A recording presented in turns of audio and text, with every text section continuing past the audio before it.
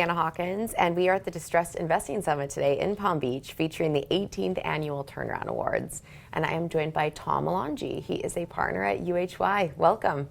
Thank you for having me. Of course. So Tom, tell us a little bit about what you've been focusing on recently at UHY. Yes, as you know, it's really transformation. Not only in our own industry, in the CPA world, private equity is in our space, but our middle market clients that we focus on are really going through a transformation following, whatever, happened through COVID, and it's really changed. And so we've really hunkered down and really went deep in our service lines. And so we've been focusing on something called UHY 360. And we've been expanding, whether a company is growing, we've expanded our service lines to offer a lot more strategy services. A lot of companies are growing, so we're doing a lot more acquisition work. So we have a team, our corporate finance team, from quality of earnings to due diligence to the general services that you might think of a CPA firm as far as managing their business, right? Which is growing exponentially. We've been adding firms across the region. But, the audit, the tax work, the R&D, the cost segregation, the traditional internal audit work that you would think of as a CPA firm. But we've really been going further and being looked at as viewed as more of trusted advisors. And so our next area that we've been focused on, and you met with Cindy Hannafy, who leads is our transformation practice. And we've expanded that exponentially. And it's really one of the reasons why we were here. One of the awards that we won really was around taking a business that was underperforming to performing. We don't like to get into bankruptcies. We like to fix stuff, and ultimately, whether it's through business optimization on the shop floor, to financial engineering, to ERP, to MRP, so we help any way we can to help to get that business growing. Mm-hmm. And then ultimately, a lot of them, through our corporate finance team, we find a transition. Is it to family? Is it to a third party? Is it to a strategic? And that's where we've really been helping our clients wherever they are in their business journey. We've been supporting them through that whole life cycle. So in terms of that holistic consulting that you're focusing on at UHY, tell me about the restructuring award that you're winning at our awards gala this evening, and how you incorporated that into that deal. Yeah, so, it's actually, this company has been a long-term client of the firm. And, when they got in trouble, it really was a pretty big effort on the team's part.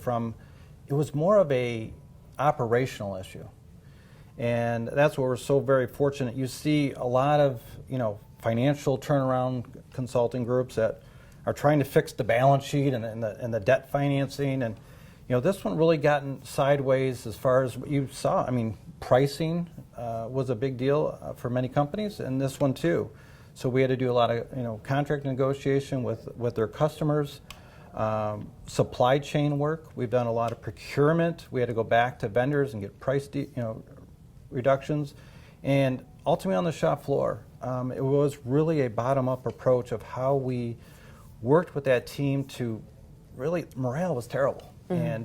And Charlie Clevenger is our leader of that team, is just phenomenal on the shop floor and really boosted morale. And we took absenteeism from over 35% down to less than 5%. Wow. And so it really was a people focus, and the team there took ownership. And that's what you don't always see in turnarounds, and I think that's what really stood out in this deal.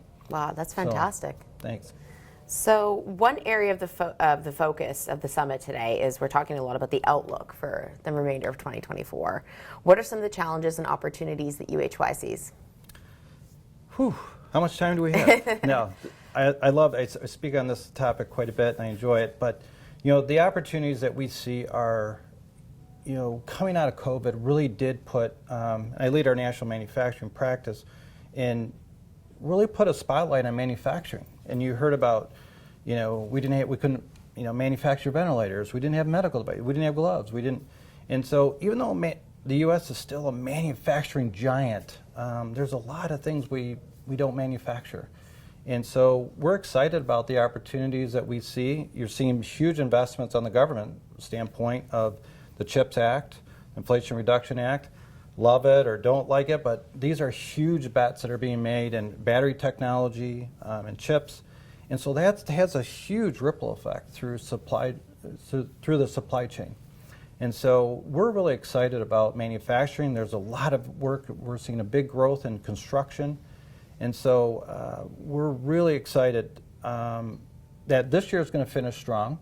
The challenges are really what some call the black swan events of the unknowns, right? And there's no doubt the geopolitical issues abroad are scary. You know, we don't know how that will ultimately play out. That is a big challenge, but we know that right now the U.S. is a safe haven, and a lot of dollars are coming back here, and that's good. And we're excited about that. We do have we are dealing with inflation. That's definitely a big risk. I think it's going to stay hotter than people think, just from what I see on the service side sector of it. But hopefully we can get that back and under control. Maybe we'll see some Fed rate cuts. We'll see. But hopefully we can avoid this hard landing and maybe be a soft landing. We can have a good opportunity as we look forward. So we're very excited about the outlook. Yeah, well, the same hope is mine in terms of interest rates anyway. Sure. Well, thank you very much for your time today, Tom. Thank you. Appreciate it. Of course. And you're watching M&A TV. Thank you.